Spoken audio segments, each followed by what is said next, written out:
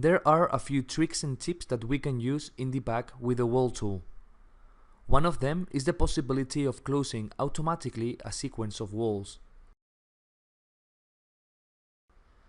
This works only when the orthogonality is active. We have to make sure that the reference point where we click is below the limit of the orthogonality angle. Otherwise, it will snap to the next angle. Once we click on the point, the two remaining wall sections will be created, joining both walls in their meeting point. We can see another example changing the orthogonality angle.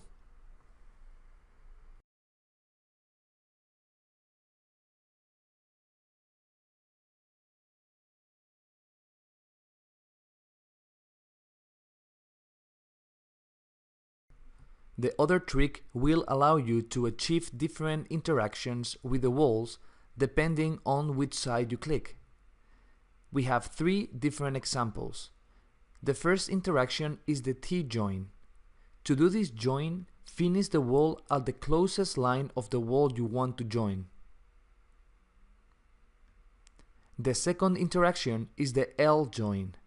To do this, you have to finish the current wall at the farthest line of the wall you want to join.